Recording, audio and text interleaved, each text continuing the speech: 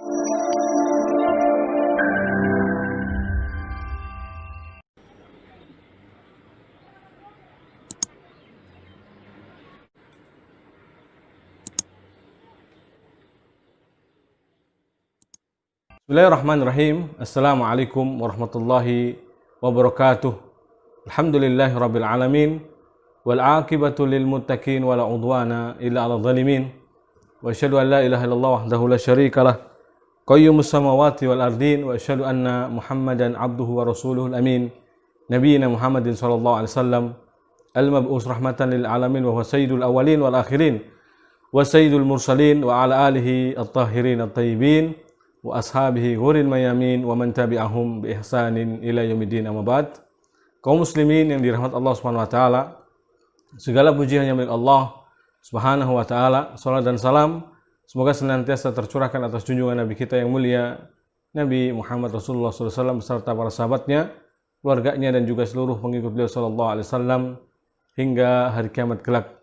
Kaum muslimin yang dirahmati Allah Subhanahu wa taala, kita kembali menjawab pertanyaan yang masuk. Alhamdulillah, hari ini kita hanya ketiban 2 pertanyaan, tapi nampaknya pertanyaan yang lumayan berbobot. Wa jazakumullah khairan atas partisipasinya dalam grup Parenting Sunnah ini. Semoga kita termasuk orang-orang yang terus istiqomah di atas agama Allah SWT dalam mempelajari bab yang sangat urgen yang berkaitan dengan kehidupan kita sehari-hari, yaitu tarbiyah atau pendidikan yang kita kenal dengan parenting sunnah. Pertanyaan pertama dari Ibu Nadia Kamila dari Makassar. Ini dari grup parenting sunnah yang ke-37 ya. Bagaimana caranya mengubah pola asuh yang terlanjur salah? Mengubah dengan tidak memakai kekerasan, misal tidak dengan teriak-teriak menegurnya atau marah-marah dengan mata melotot. Tayyib. Alhamdulillah wassalatu wassalamu ala Rasulillah wa ba'd. Tarbiyah, jikalau masih memungkinkan ya untuk kita memperbaikinya pada usia-usia yang memang tentunya adalah usia-usia yang masih mungkin untuk kita didik, kita tarbiyah, belum menjadi karakter, belum menjadi akhlak bagian dari seorang itu, maka tetap kembali merubahnya adalah dengan tetap membiasakan ya, pengajaran yang dibarengi dengan pembiasaan. Kita kembali ke hadis Nabi SAW, innamal ilmu bitta'allum. Sesungguhnya ilmu diraih dengan cara belajar, wal hilmu bittahallum. Dan lemah lembut juga diraih dengan membiasakan diri dengan berlemah lembut. Artinya orang yang tadi sudah biasa keras, yang tadinya biasa marah-marah, temperamental, bisa mungkin dirubah ya dengan dibiasakan berlemah lembut, terus menerus ya, menjaga lisannya agar tidak berbicara ketika marah, berusaha untuk menahannya. Dia berta'awud kepada Allah. Belum juga hilang marahnya, dia pindah posisi. Dari posisi duduk berdiri, dari berdiri mungkin justru duduk, dari duduk bahkan berbaring. Ya. Jadi perlu terus melatih diri ya. Makanya ketika ada sahabat Nabi SAW, tentu di sini berarti sudah usia dewasa ya. Yaitu minta wasiat kepada Nabi SAW, maka wasiat yang diwasiatkan Nabi kepadanya berulang kali adalah dengan jawaban yang sama, la takdob. Orang ini bertanya atau minta wasiat dengan berkali-kali, wasiat dengan jawaban yang sama, la takdob, jangan marah. Faraddada miraran, dia pun berulang-ulang, ya Rasulullah berikan wasiat kepadaku, ya Rasulullah berikan wasiat kepadaku. Terus begitu, jawaban Nabi tetap sama, la takdob, la takdob, la takdob, dan seterusnya. Hingga orang ini diam dari pertanyaannya. Jawaban Nabi tetap sama, yaitu jangan marah. Karena tentu di sini sebagai Nabi dan juga plus murabbi tentunya, Nabi kita SAW adalah pendidik. Bahkan pendidik yang besar, yang agung, yang sangat sukses dalam mendidik. Di sini Nabi SAW mengulang-ulang jawaban yang sama, nasihat atau wasiat yang sama. Karena Nabi sangat tahu bahwa karakter orang ini adalah selalu marah, mudah marah, temperamental. Maka dinasihati oleh Nabi dengan agar jangan marah. Jangan marah. Inilah pentingnya murabbi atau pendidik untuk memberikan jawaban atau solusi yang tepat. Tergantung pada kondisi orang masing-masing. Kalau memang kesalahannya di sini adalah marah-marah, ya untuk dia melatih diri tidak marah. Untuk dia berusaha membiasakan dirinya agar jangan mudah marah, ya. Terus dibiasakan, ya. Karena dia sekali saja menang dalam menahan amarahnya, berarti dia akan bisa nantinya berusaha terus, ya. Bisa menahan lagi kembali amarahnya terus. Tapi belum tentu, bisa jadi dia akan kembali lagi marah-marah, ya, pada kondisi tertentu.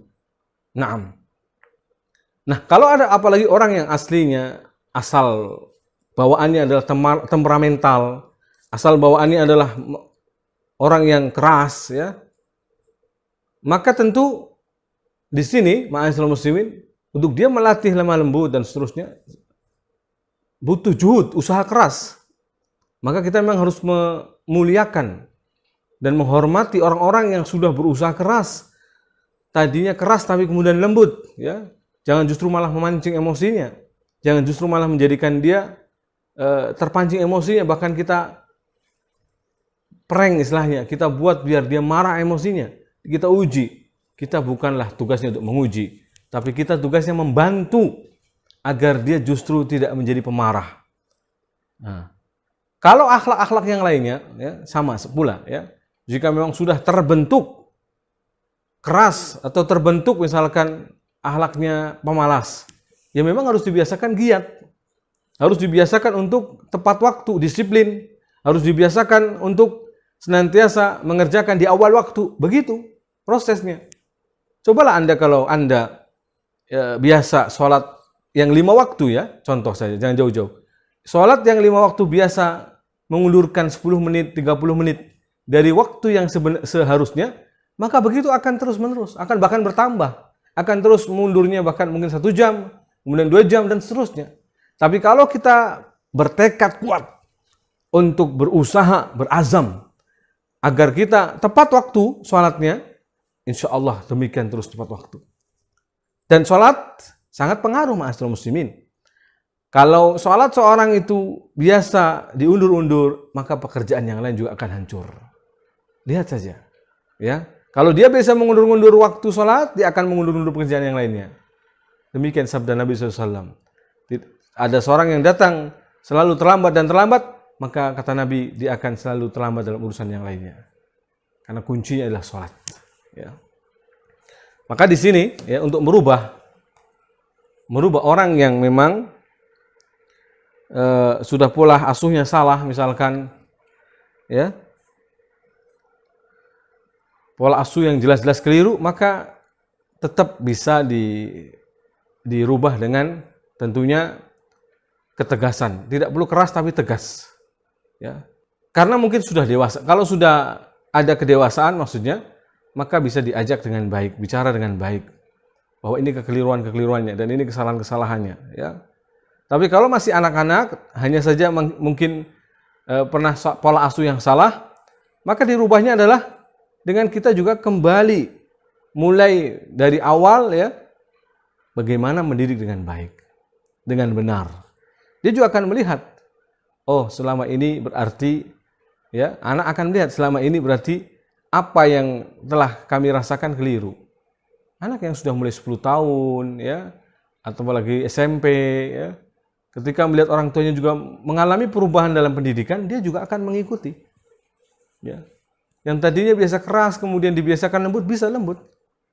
Yang tadinya tanpa kita kerasi, yang tadinya biasa kita kerasi, yang biasa kita marah-marahi, tapi ketika kita merubahnya, bisa, insya Allah.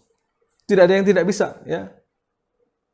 Segala sesuatu ketika dibiasakan, maka akan mudah. Memang awalnya kadang dipaksa. Yang menjalaninya terpaksa, ya, perlu dibiasakan. Maka akan terbiasa. Bahkan terkadang menjadi budaya. Artinya budaya di sini, ya, ini sudah tidak perlu disuruh, sudah tidak perlu dikerasi, bahkan dia sudah menjadi kebutuhan baginya. Dia butuh dengan amal kebaikan itu. Dia butuh dengan kesolehan itu. Dia butuh dengan amal-amal kebaikan. Dia butuh dengan akhlak yang baik. Nah, nanti akan menjadi bahkan sebuah kebutuhan. Bukan hanya budaya, tapi sebuah kebutuhan. Ada pertanyaan serupa di sini dari Bu Isra juga, Makassar ya. Bagaimana cara memperbaiki pola asuh yang sudah terlanjur salah? Misal mendidik anak dengan cara yang keras. Itu tadi ya. Ma'asyiral muslimin ya, yang dirahmati Allah Subhanahu wa taala. Cara yang salah tetap bisa diperbaiki, bahwa diperbaikinya dengan pembiasaan kembali dari awal ya, dengan menanamkan kebaikan-kebaikan. Ya. Menanamkan akidah yang benar, menanamkan adab-adab yang baik, ya. Jadi memang justru harus dipahamkan. Ya, ambil contohnya seperti dalam sebuah pesantren ya. Kalau Anda pernah melihat orang-orang yang mungkin datang sebelumnya mungkin nakal, lalu kemudian jadi baik, lah itu kenapa bisa? Kan bisa kan? Berarti ada usaha di sana untuk meraih sana. Naam, ada. Yaitu dengan dibiasakan, kemudian diajarkan terus-menerus, lama-kelamaan akan ada perubahan. Disentuh hatinya ya. Makanya orang-orang yang dalam bimbingan konseling, baik di sekolah umum atau di pesantren, yang biasanya disebut dengan kesiswaan atau kesantrian, ya kesantrian, maka pendekatannya lebih banyak kadang adalah dengan hati ke hati. Ada banyak ya ustadz-ustadz yang mungkin menasihati bahkan menitiskan air mata. Padahal ini anak mungkin santri maksudnya adalah nakal.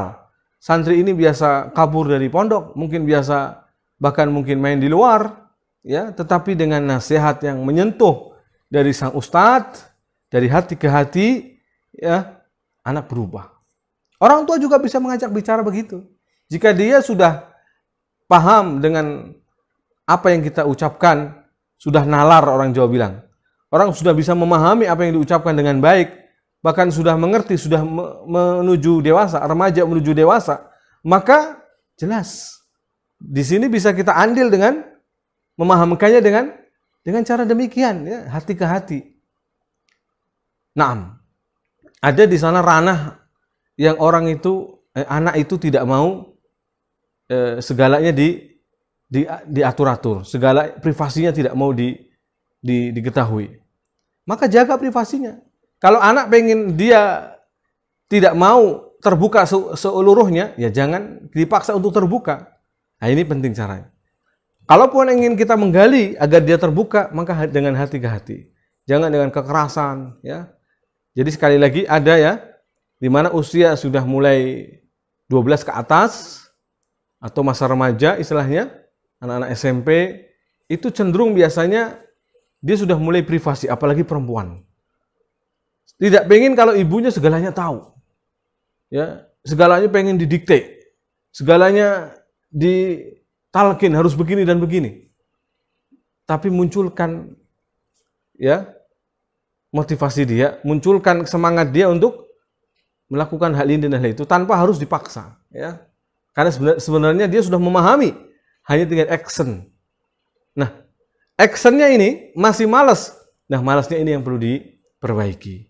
Perlu didorong dan didorong, ya. Karena sebenarnya orang itu ketika sudah tahu dan kenapa tidak melakukannya, masih ada kemalasan. Masih ada karakter yang perlu harus dibersihkan, karakter yang harus diluruskan maksudnya, ya. Itu mungkin dengan motivasi dan dengan ancaman, ya. Jadi pentingnya untuk targhib wa tarhib. Targhib wa tarhib.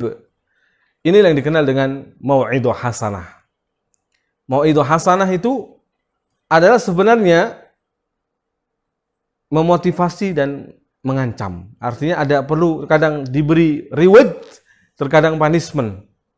Terkadang diberikan pujian, terkadang diberikan celaan, ya.